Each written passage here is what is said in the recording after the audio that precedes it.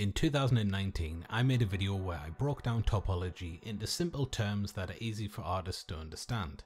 Since that video was released, I've had tons of requests to cover other topics in 3D in the same sort of format. I think that normals are a great place to start because they are really important for 3D graphics, and I don't think a lot of artists really grasp what they are. So by the end of this quick video, you're going to understand what normals are, how they affect your models, and how you can manipulate them to improve your renders. I'm using Blender for this demo, but everything I'm about to say applies to all the modern 3D software, even Maya. So let's start with the basics. What is a normal? A normal is basically the vector or the direction that a face points in 3D space. Faces have two different normal directions. There's a positive normal, which is shown here in blue, and there's a negative normal, which is shown in red. In general, you want the positive normals to be visible to the camera. If you have the negative normals visible, bad things can happen with the shading. For example, these two objects are identical, they have the same material, but the one on the right looks kind of weird, and that's because it has flipped normals, meaning that Blender is calculating the lighting and the shading of this object as if it was inside out. The direction of a face's normal is calculated based on the direction of the verts that surround it. Blender has this really handy overlay mode that can show us the direction of a normal, and if we grab one vert and we move it so that the face is no longer flat, you can see that the normal direction gets influenced. If we extrude this face up and we turn it into a box, you can see that all the normals point out at 90-degree angles, which is what we'd expect because on a cube every face points out at 90 degrees. If we extrude down instead, then the normals get flipped. It looks like they've disappeared, but if we go into X-ray mode, we can see that the normals are actually pointing on the inside of the object. So usually that's something that you'd want to avoid because of the shading issues I mentioned earlier on. There are times where you might want to have the normals of an object pointing in, basically if the camera is going to be inside the object, like if you're making a room. One problem that we have with flat shading is that you can easily see the individual polygons that make up the object, even if it's supposed to be smooth. We can add more geometry to the mesh, which does help a little bit, but then it becomes harder to work with the model. It impacts the performance and the render times, and you can still see those individual faces if we get close enough with the camera. So to combat this, we can use something called Phong shading.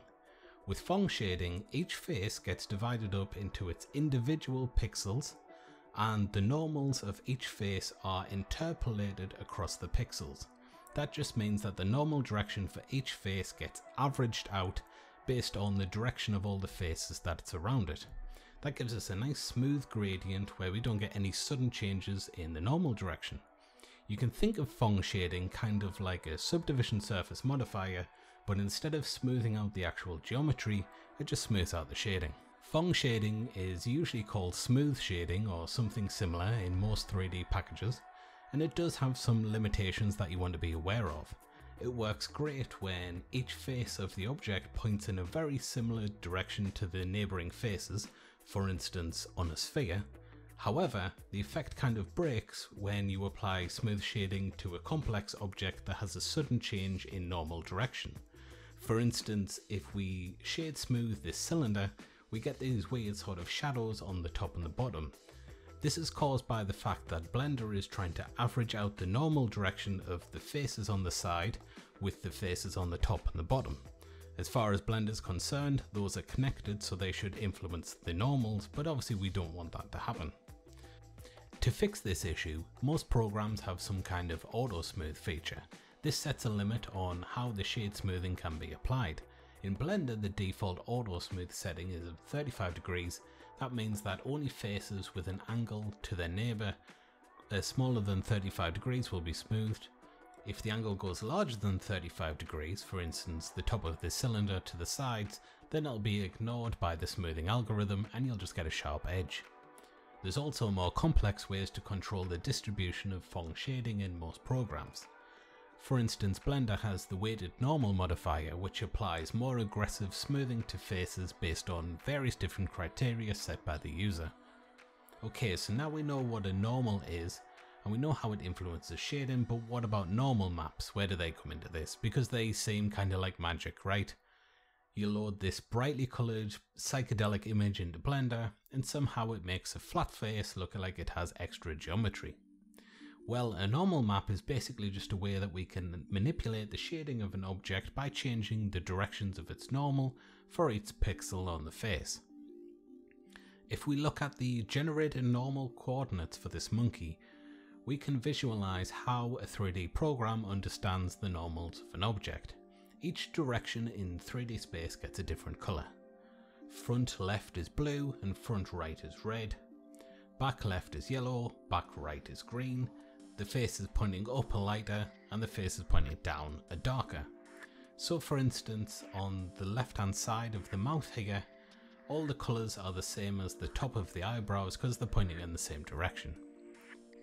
Now we know which colours Blender uses to define different directions, we can import maps into Blender to influence the shading by changing the normals. This object has a normal map with various shapes on it. You can see that the different colours all correspond to certain directions.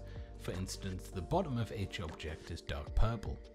If we take a look at the material, we can see that Blender shades the pixels of this face based on the normals that we've given it, rather than the normals that it originally had, which were just one flat normal. Not only does it look like the surface is no longer flat, but we even get the accurate shadows if we move this point lamp around on the surface. If we make this a mirror surface for the material settings, we also get accurate reflections, and you can see the light and the monkey head being reflected despite the fact that this is really just a flat plane. The cool thing about normal maps is that we can use them to add fine details onto much simpler geometry. I recently uploaded a video where I recreated a painting using Blender, and I used this technique to make a very low poly model look like it was much more detailed high-res sculpt. I'll link that video in the description if you missed it. One word of caution about normal maps: there's two different standard formats because nothing can ever be easy in 3D. There's OpenGL, which is used by Blender, and there's DirectX, which is also pretty popular with various apps. They don't work exactly the same. One color channel is flipped between them, apart from that they're identical. So if you add a DirectX normal map into an engine that uses OpenGL like Blender, some of the details might look like they're inverted. You can fix normal maps from the wrong engine just by flipping the green channel. So that was normals in a nutshell. Let me know in the comments if there's any other areas of 3D that you'd like me to explain in this format. Hit the like and subscribe button if you found this video helpful, and I'll catch you soon with another video.